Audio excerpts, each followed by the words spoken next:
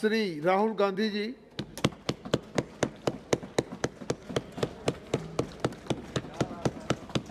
Thank you, Chairman Sir, for allowing me to speak on, Speaker Sir, for allowing me to speak on the presidential address.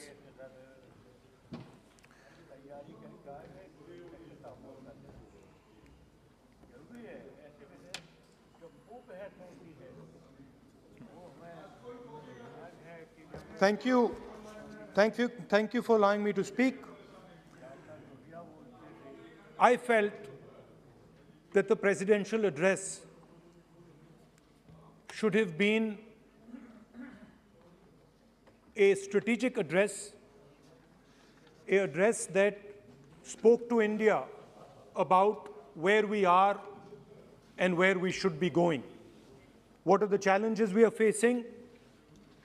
What are the difficulties we are facing? And what is the potential direction in which we can go? Unfortunately, the presidential address was a long list of things that the government claims to have done, but didn't really contain the deeper strategic issues that we would have liked to see. Also, the presidential address didn't touch a couple of central challenges facing our country.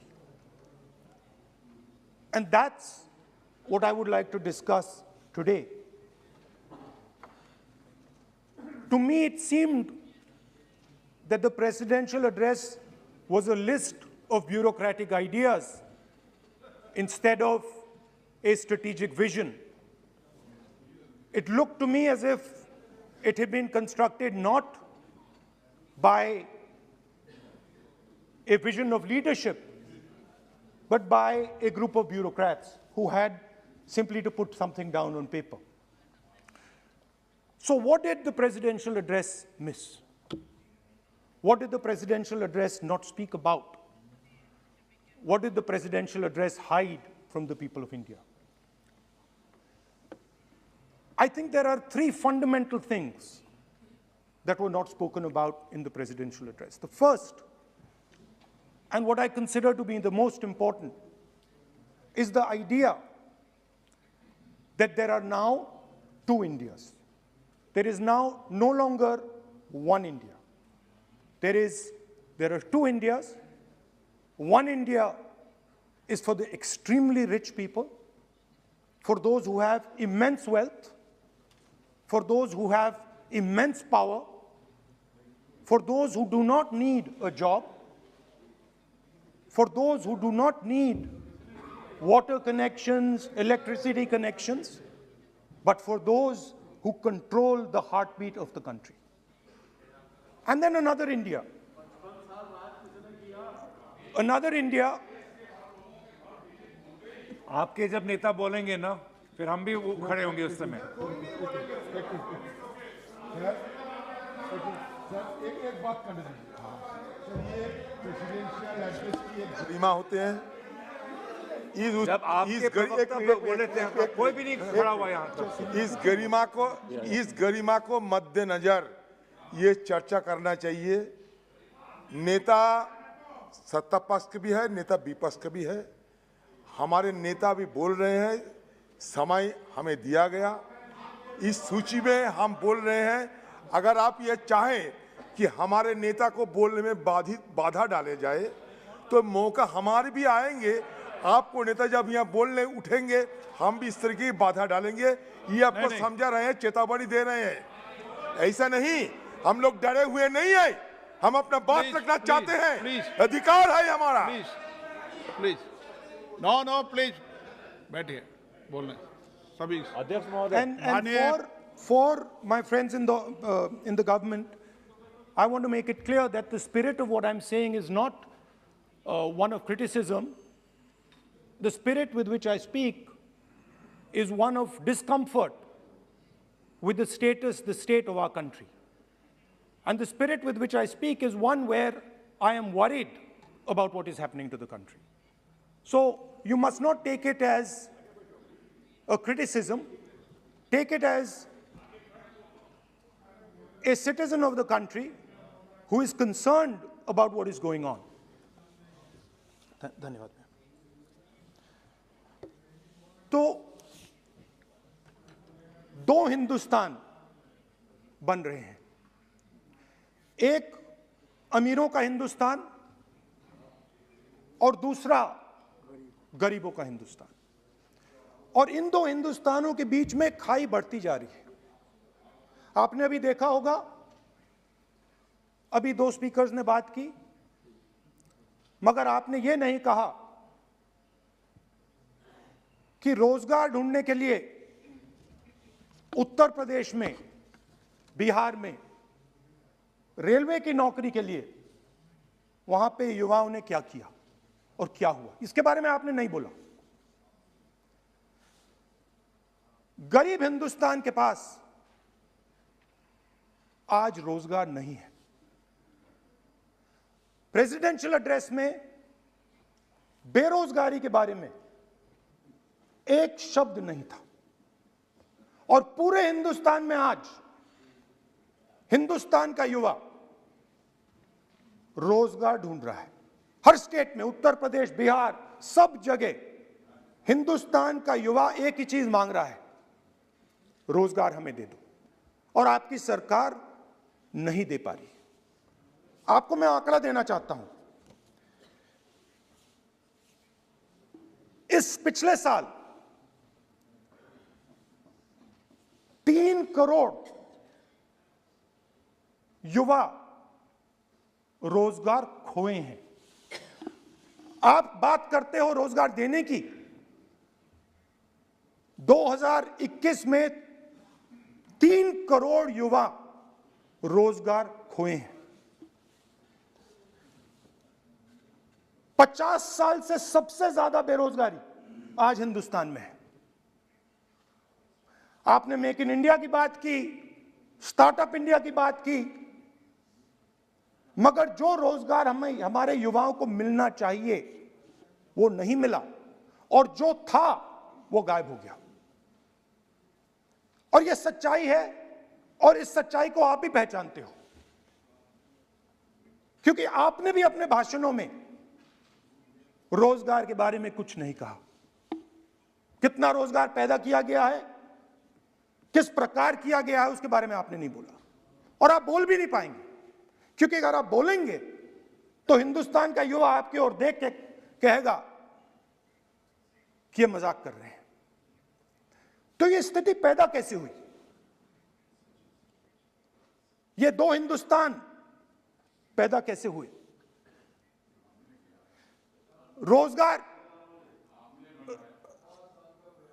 रोजगार small और medium industry और जो हमारा informal sector है उधर बनता है। लाखों करोड़ रुपया आपने उनसे छीनकर हिंदुस्तान के सबसे बड़े अरबपतियों को दिलवा दिया। आपने पिछले 7 साल में अनऑर्गेनाइज सेक्टर और स्मॉल और मीडियम इंडस्ट्री पर एक के बाद एक आक्रमण किया है। 7 की कर रहा हूं मैं, 60 की भी करूंगा मैं अपने भाषण में अंत में 60 साल की बात करूंगा आपको खुश करने के लिए। आप ठहर जाइए। मगर असंगठित जो सेक्टर है उस पर आपने आक्रमण किया। कैसे किया? नोटबंदी, गलत जीएसटी और कोरोना के समय जो सपोर्ट उनको देना था आपने नहीं दिया।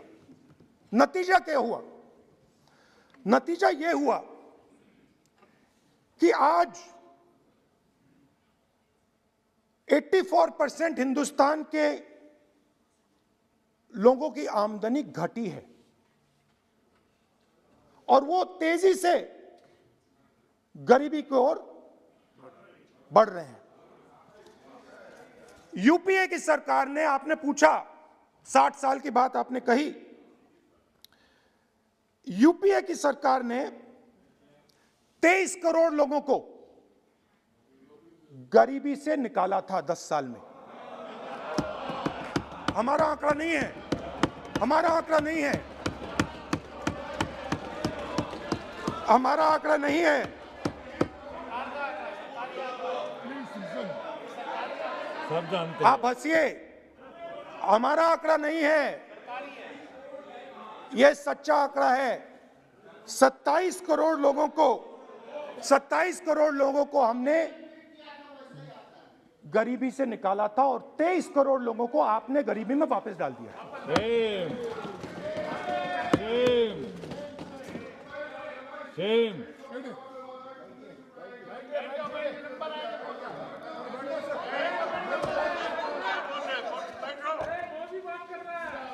और हो क्या रहा है, फॉर्मल सेक्टर में मोनोपोलीज बन रही हैं।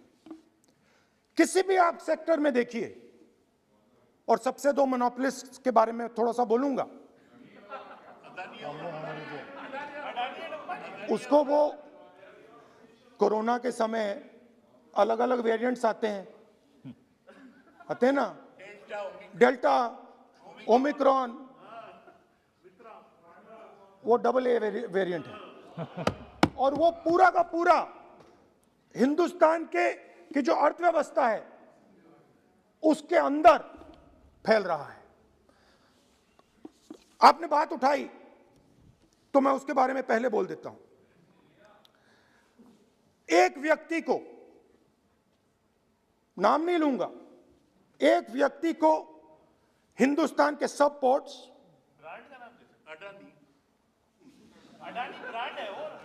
ब्रांड, हिंदुस्तान के सब पोर्ट्स, हिंदुस्तान के सब airport, power, transmission, mining, green energy, gas distribution, edible oil, जो भी हिंदुस्तान में होता है उधर अदानी जी दिखाई देते हैं।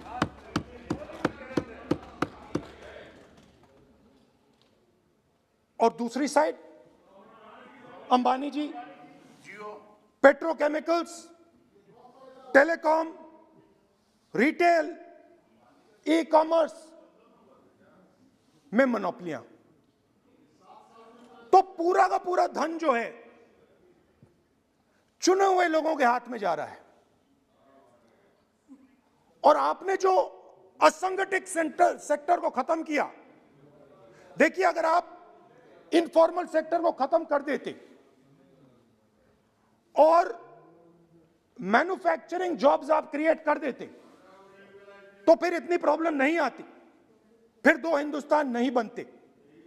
मगर आपने क्या किया, आपने असंगठित सेक्टर को खत्म कर दिया। नोटबंदी, जीएसटी, कोरोना, सारे के सारे जो स्मॉल और मीडियम बिजनेस हैं उनको आपने बंद कर दिया। बोलने दीजिए, बोलने दीजिए। सारे के सारे जो स्मॉल एंड मीडियम इंडस्ट्री है आपने उसको खत्म कर दिया, नष्ट कर दिया। अगर आप उनकी मदद करते, और अगर आप उनकी मदद करते, उनको सपोर्ट देते, तो फिर मैन्युफैक्चरिंग सेक्टर तैयार हो सकता था। मगर जो लोग आपका मैन्युफैक्चरिंग सेक्टर बना सकते थे उनको आपने खत्म कर दिया। तो आज हिंदुस्तान में आप made in India, made in India, made in India की बात करते रहते हो। मेड इन इंडिया हो ही नहीं सकता। आज बात खत्म हो गई है, क्योंकि मेड इन इंडिया वाले हैं कौन? मेड इन इंडिया वाले स्मॉल मीडियम वाले हैं, उनको आपने खत्म कर दिया। मेड इन इंडिया वाले कौन हैं? असंगठित लोग हैं, उनको आपने खत्म कर दिया, हटा दिया, परे कर दिया। मेड इन इंडिया नहीं होने वाला है। अरे भाई, मेड इन इंडिया करने के लिए, मेड इन इंडिया करने के लिए स्मॉल और मीडियम इंडस्ट्री को ही बड़ा करना पड़ेगा। बिना स्मॉल और मीडियम इंडस्ट्री को सपोर्ट दिए मेड इन इंडिया हो ही नहीं सकता है।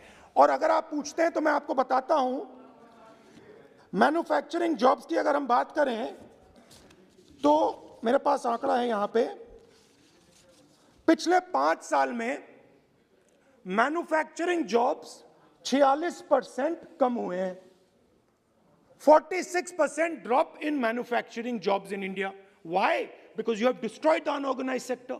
Why? Because you have destroyed MSMEs. That is why you are focusing completely on 5 or 10 people. I don't have a problem with that. I don't have a problem with big industry. Focus on them.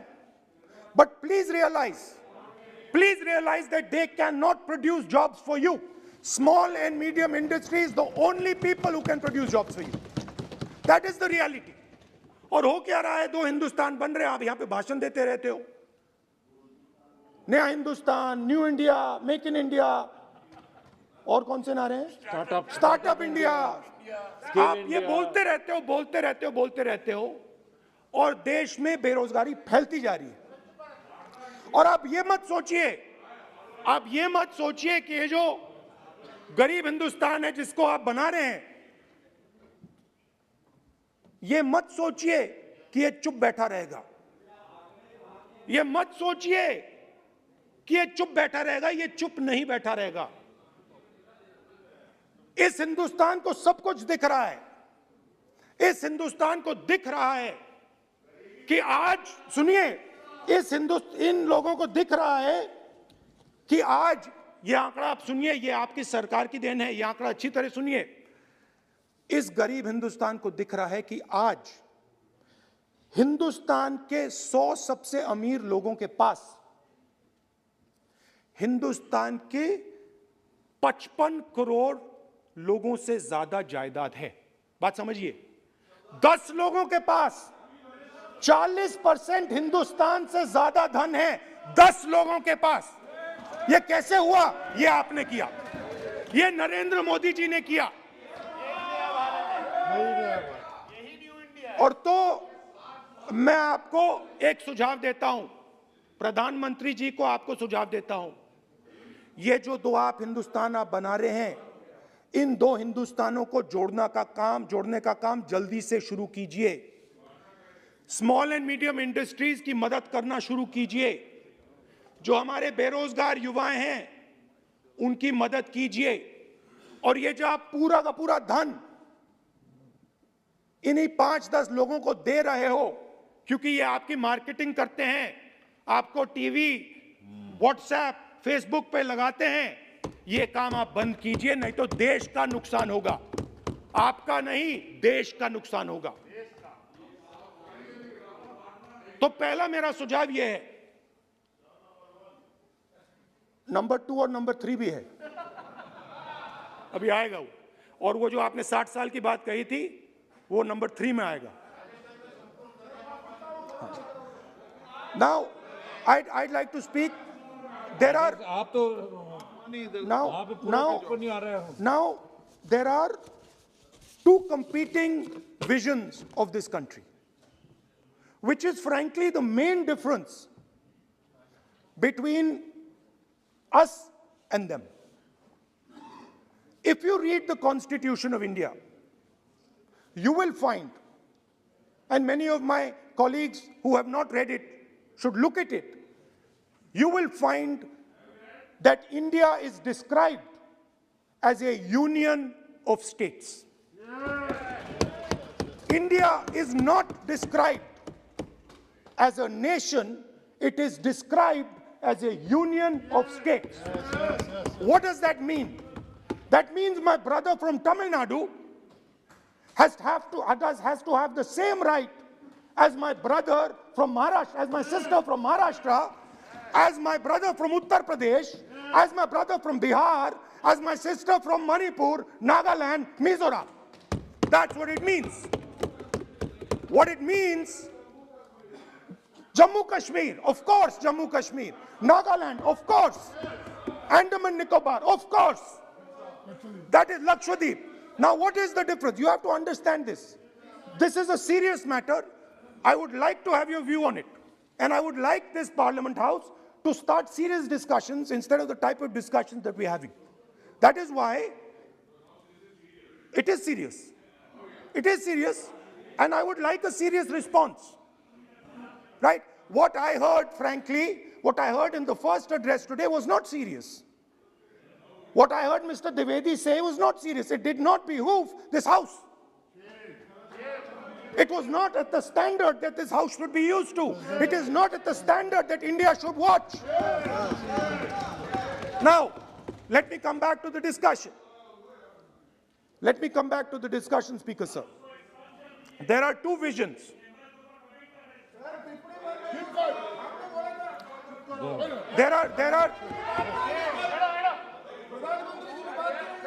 There are two visions of this country. One vision that it is a union of states, meaning it is a negotiation, meaning it is a conversation, meaning I go to my brother in Tamil Nadu and I say, what do you want? And he says, this is what I want. And then he asks me, what do you want? And I say, this is what I want. It is a partnership. It is not a kingdom. Remember that.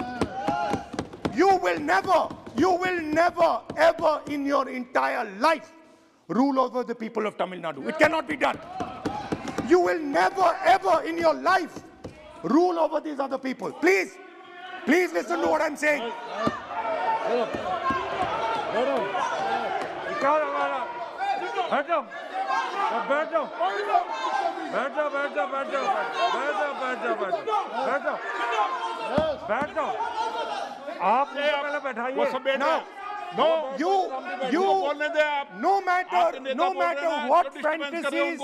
No matter what fantasies you might have, you will never ever rule over the people of the states of India.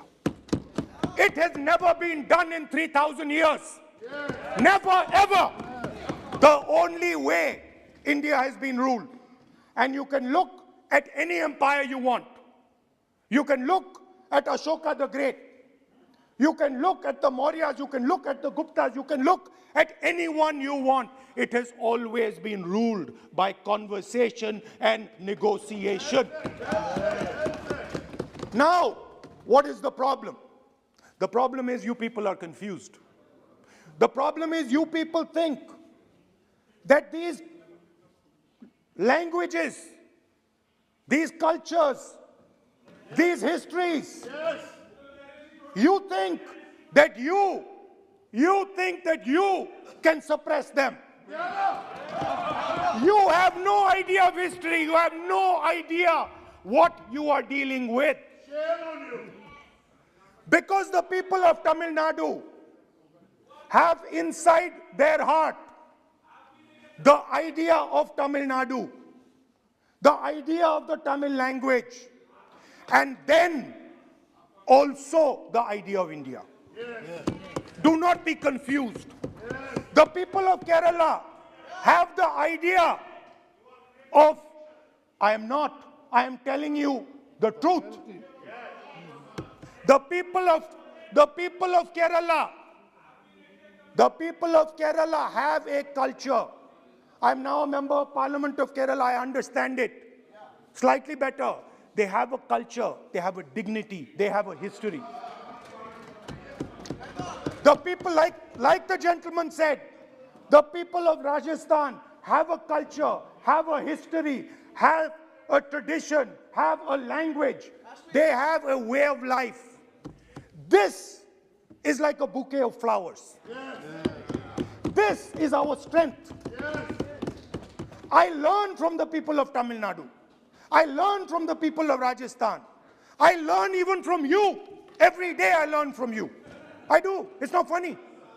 It's not funny. I learn from you. Right? It's not funny. Anyway, there is another vision.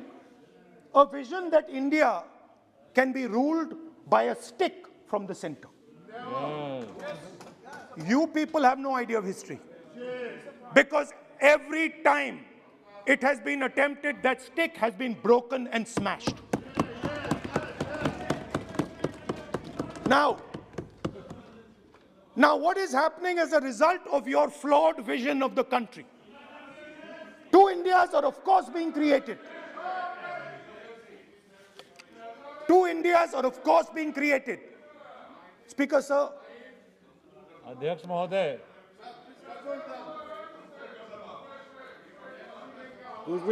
आप इधर आ सकते हो। So what is happening? Disturb हो रहे हैं sir. What is happening as a result of this flawed vision? Two Indias, उस पे भी बोलता हूं, उस पे भी बोल देता हूं, मैं उस पे भी बोल देता हूं, मैं इमरजेंसी पे भी बोल देता हूं, कोई प्रॉब्लम नहीं है, मैं बोलने से नहीं डरता हूं, आप उनका मैं डरता नहीं, मैं बोलने से। आप Anyway, so there are two visions. One is a union of states, union of languages, union of cultures, a bouquet of beautiful flowers that can challenge any power in the world.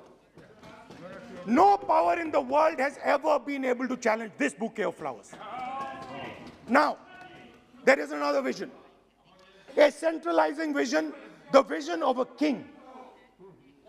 The idea of a king, which the Congress removed in 1947. We smashed that idea of a king. Now that idea of a king has come back. That there is a king, a Shahin Shah, a ruler of rulers, a master of masters. Now what is happening? Now, Speaker sir, what is happening? आप बीच में मत बोलिए। Now, Speaker. No, सबको। Now, Speaker sir, what is happening as a कोई result of disturbance this नहीं हो रहा। flawed vision? What is सामान्य happening हल्का-फुल्का चलता है। is that the instruments of the conversation between our states, the instruments of the conversation between our peoples, what we call the institutions of our country, are being attacked and captured by one idea. So, for example, today, the idea of Tamil Nadu is excluded from Indian institutions. They can keep coming to you again and again and again and again and saying, need, and you will say, no, get out of here. Right? They do not have a voice in your framework. The farmers of Punjab can stand up and say, we do not agree with these 3 laws. They do not have a voice in your framework. Only the king has the voice. The farmers can sit for 1 year. They can sit for 1 year outside in Corona. They can die, doesn't matter. The king does not agree. You do not listen to anybody. And even all of you, my dear brothers and sisters in the BJP, I saw my Dalit colleague speak today, Paswanji. I saw him. Yes. He knows the history of the Dalits. He knows who has oppressed the Dalits for 3,000 years. And he is speaking with a hesitancy. He is speaking without. I am proud of him. I am proud of this gentleman. He has spoken to me what is in his heart. I am proud of this man. But he is in the wrong party. Don't worry, घबराइए मत.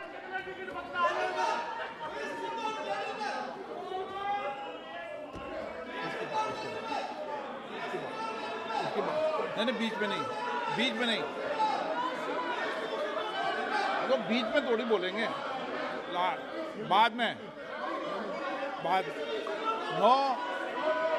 Look, Speaker sir, I am a democratic person. I will allow him to speak. ये सुनो एक minute, ये आप किसी को इजाजत नहीं दे सकते, ये अधिकार मेरा है. प्लीज बैठ जाइए.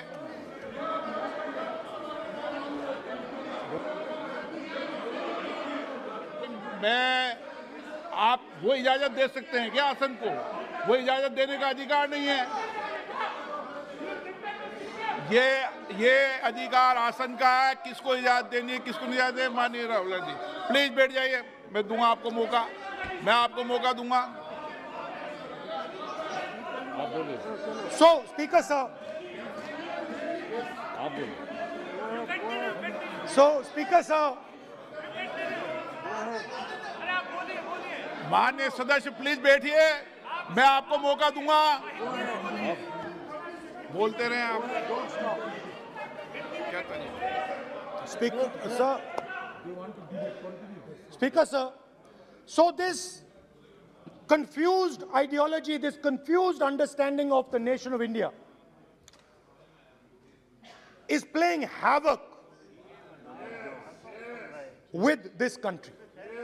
And I'll give you examples. The judiciary, the election commission, Pegasus. These are all instruments of destroying the voice of the Union of States. When you apply Pegasus on an Indian politician, when the Prime Minister personally goes to Israel and authorizes the use of Pegasus in India, he is attacking the people of Tamil Nadu. He is attacking the people of Assam. He is attacking the people of Kerala. He is attacking the people of Bengal. एक minute, point of order, point of order. 52(1) 352(1) speaker sir, 352(1) कहता है कि ए member while speaking shall not refer to any matter of fact on which a judicial decision is pending. Supreme court में ये pending है sir, और यदि इनको supreme court पर विश्वास है, कोर्ट पर विश्वास है, तो ये अपना फोन जो है जमा करें, पहले ये शामिल हो सर, ये पहले उसके इंक्वायरी में शामिल हो, क्योंकि इनका नाम भी पेगासस में है। सो कॉल्ड ये जो कह रहे हैं, इसीलिए ये पेगासस का नाम नहीं ले सकते सर, ये कोऑपरेट नहीं कर। Now, so what is happening is that a particular organization has captured the institutional framework of the country and is attacking the voice of the different states of this country. And my fear is that you will get a reaction from that voice. My fear is that this attack that you're carrying out on the institutional framework of this country is going to get a response from the Union of States. And you're fiddling. I understand this. You might not appreciate it.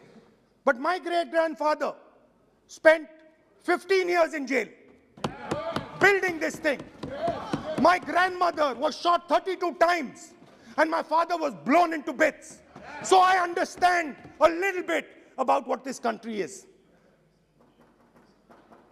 My blood has been sacrificed, not by me, by my great-grandfather, by my grandmother, by my father for this country. So I understand what it is. And you are fiddling with something very, very dangerous. And I am advising you, stop. Because if you do not stop, you will create a problem. You have already started creating the problem. The problem has already started in the Northeast. The problem has already started in Tamil Nadu. You're not visible. It's not visible to you right now. Jammu Kashmir, which I will speak about, which is my third point. Now, what you're fiddling with is extremely dangerous, and it demonstrates a complete lack of understanding of history. Please, this evening, go back and look at all the empires that have ever ruled India. Look at them carefully. You will find that every single one of them is a union of states. There's not a single empire. There was a reason Ashok used to go and put his pillars everywhere. Because it was a union of states where Ashok, the great king, respected everybody. You are disrespecting everybody. Disrespect me, I don't care. It doesn't matter to me. But you cannot disrespect the people of this country. Right. Now, final. And I think one of the more important parts of my speech. Actually, I want to say one other thing, which I demand an apology from the Home Minister. And this represents again the idea of a union of states versus the idea of a king. Now, a few days ago, some political leader, I'm not going to name, came to me from Manipur. And he was very agitated. I spoke to him, I said, why are you agitated, my brother? And he says, Rahul ji, I have never felt as insulted as I have a few days ago. I said, why? He said, Rahul ji, a delegation of Manipuris, political leaders, senior leaders went to see the Home Minister. Outside his house, we were told to take off our shoes. And when we went inside his room, we found that the Home Minister was wearing his chappals. What does this mean? What exactly does this mean? Why is it that in the Home Minister's house, the Home Minister can wear chappals, but a delegation of Manipuri politicians cannot? What does this mean? Why? No, it reflects. नहीं, गलत नहीं बोल रहा हूं. मैं आपको photo दिखा दूंगा, स्पीकर सर, मैं आपको फोटो दिखा दूंगा. मैंने उस व्यक्ति से बोला आप गलत बोल रहे हो. उसने कहा राहुल जी मैं आपको फोटो देता हूं, और फोटो दी उसने मुझे. This is not the way to deal with the people of India. Anyway,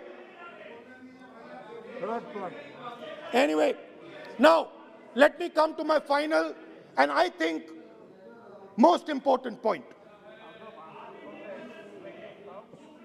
Go ahead.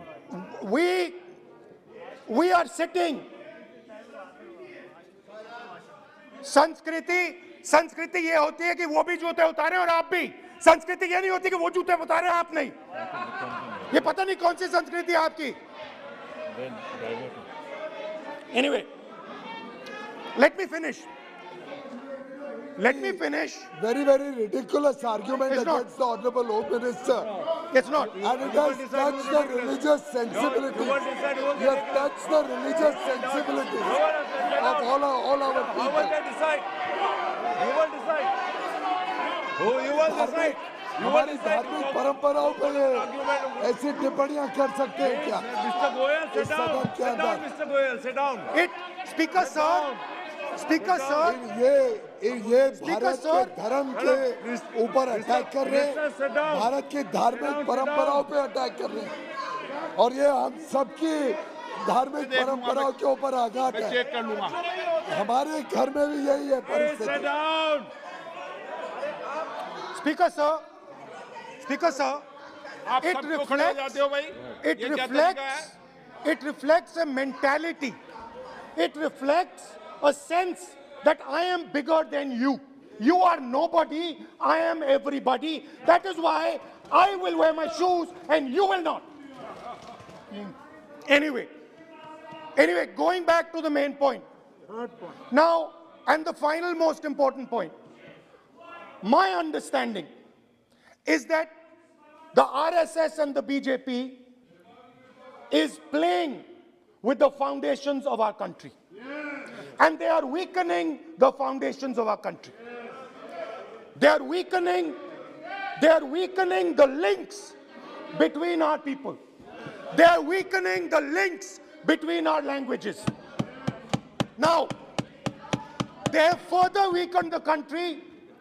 They have further weakened the country by ensuring that not a single Indian youngster can get a job.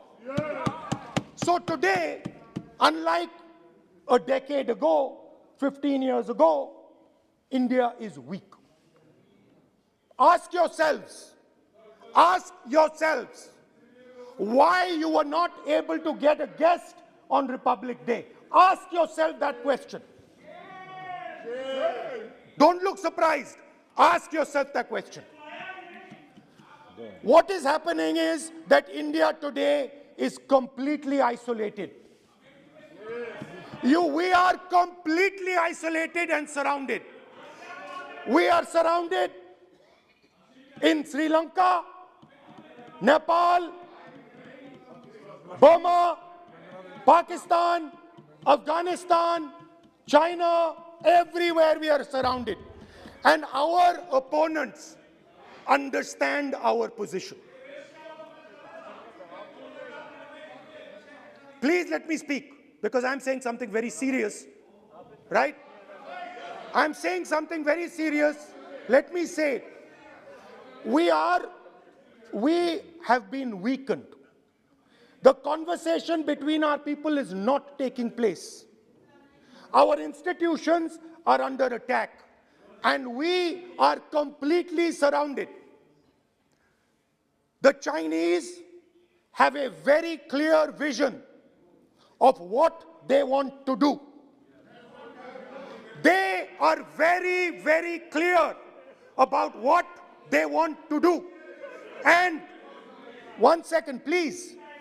The single biggest, you can ask anybody who understands, the single biggest strategic goal of India's foreign policy has been to keep Pakistan and China separate.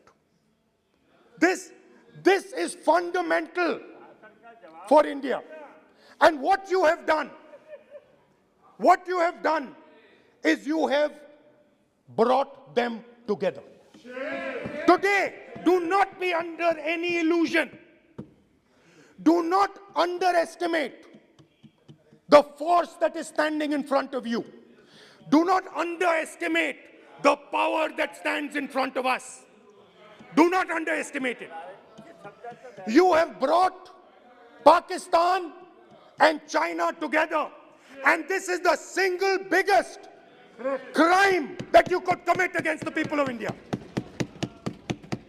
China has a clear vision, and I can clearly see, without any confusion in my mind, that China has a plan. China has a plan.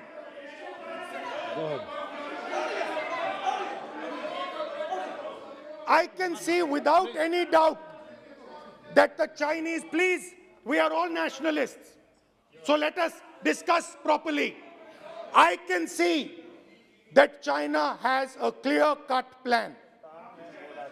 The foundations of their plan have been put in place in Doklam and in Ladakh. Do not underestimate what we are facing. This is a very, very serious threat to the Indian nation. This is a very, very serious threat to the Indian nation. We have made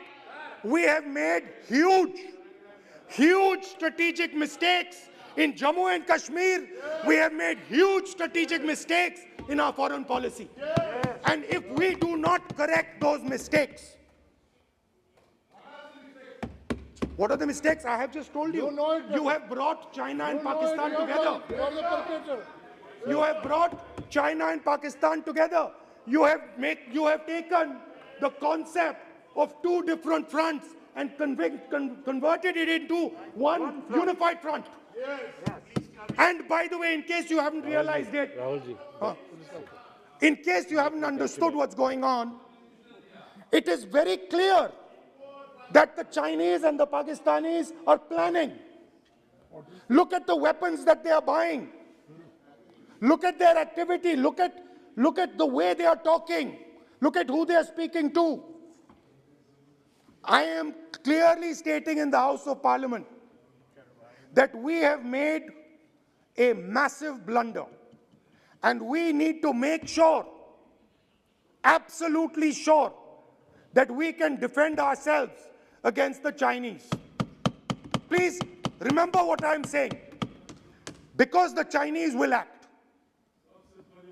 Remember what I'm saying, and remember that you will be responsible for anything that happens. That is why it is important that as a nation, we start this conversation. It is important as a nation that you listen to what we say, because we have experience, we have understanding. You might not think so, but we have people on this side who understand these things, have great understanding. Use us. Use us. I can see that some of you are understanding what I'm saying. I'm happy. I'm happy. I can see. So these are the 3 points I wanted to make today. The nation is now at risk. The nation is at risk. The nation is at risk from outside. From inside. The nation is at risk from inside. And that is a very dangerous place for a nation to be. And I don't like it. I'm very uncomfortable with my nation, with my beloved country standing where it is standing. Completely isolated on the outside, fighting on the inside, institutions captured, states not able to speak to each other. This worries me. It frightens me for my country. And so that is why I thought it was important that I speak today. I know that many of you will just rubbish what I'm saying. I understand it. That's what you've been told to do. And I'm happy to let you do it. But remember what I said. You are putting this nation, this wonderful nation and its people at huge risk. Stop. Thank you. Excellent.